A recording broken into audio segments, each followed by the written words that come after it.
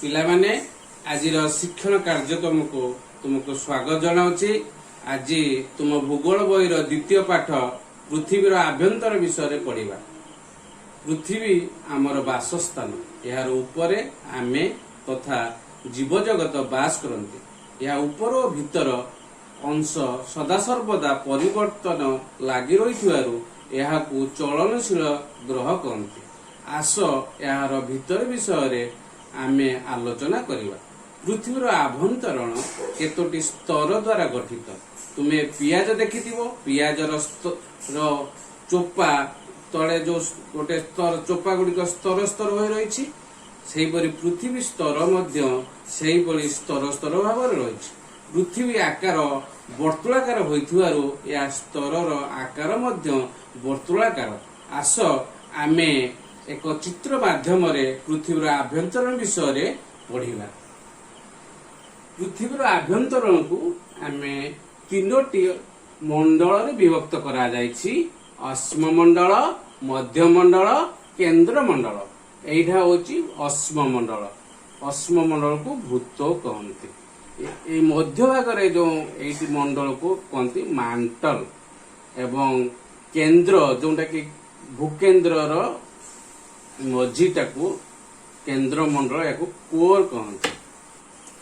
ଭୂତ୍ୱକ, ତ୍ୱକ ଅର୍ଥ ଚର୍ମ। ଆମ ଶରୀରକୁ ଚର୍ମ ଯେପରି ଢଙ୍କେଇ କରି ରହିଛି, ପୃଥିବୀକୁ ଭୂତ୍ୱକ ସେହିପରି ଢାଙ୍କି କରି ରଖିଛି। ଆମେ ଭୂତ୍ୱକ ବିଷୟରେ ଆଲୋଚନା କରିବା ପୂର୍ବରୁ ମହାଦେଶୀୟ ଭୂତ୍ୱକ ଏବଂ ମହାସାଗରୀୟ ଭୂତ୍ୱକ କଣ ଜାଣିବା।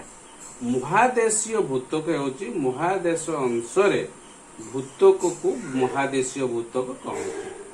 ଭୂତ୍ୱକ ଏକ କଠିନ ସ୍ତର। ଏହା ଶିଳା ଏବଂ ଖଣିଜ ଦ୍ରବ୍ୟ ଦ୍ୱାରା ଗଠିତ।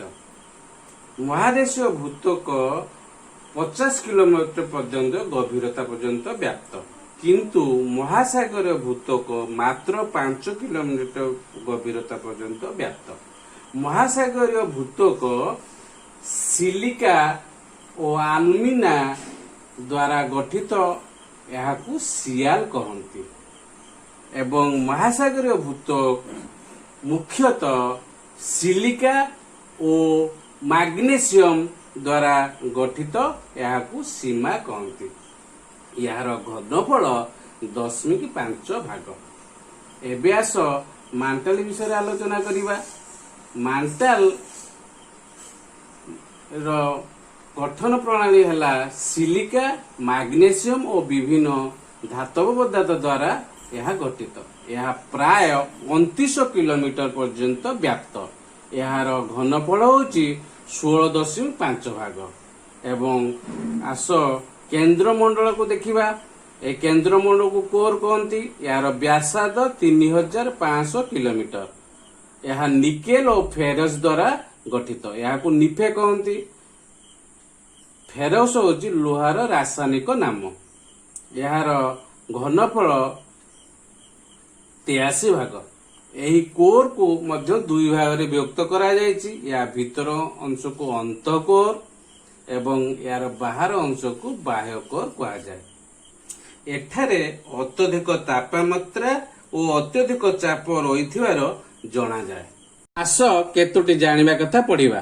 ପୃଥିବୀର ଗଭୀରତମ ଖଣି ଦକ୍ଷିଣ ଆଫ୍ରିକାରେ ରହିଛି। ଏହାର ଗଭୀରତା ପ୍ରାୟ 4 କିଲୋମିଟର।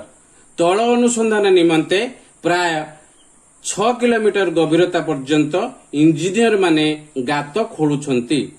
ପୃଥିବୀର କେନ୍ଦ୍ରରେ ପହଞ୍ଚିବା ପାଇଁ, ଯାହାକି ସମ୍ଭବ ନୁହେଁ, ଆମକୁ ସମୁଦ୍ର ନିମ୍ନରୁ ପ୍ରାୟ 6400 କିଲୋମିଟର ଗଭୀରତା ଗାତ ଖୋଳିବାକୁ ହେବ। ପୃଥିବୀର ହାରାହାରି ବ୍ୟାସାର୍ଦ୍ଧ 6371 କିଲୋମିଟର। ଆଜି ଆମେ ପୃଥିବୀର ଆଭ୍ୟନ୍ତରଣ ବିଷୟରେ ପଢିଲେ। ଧନ୍ୟବାଦ।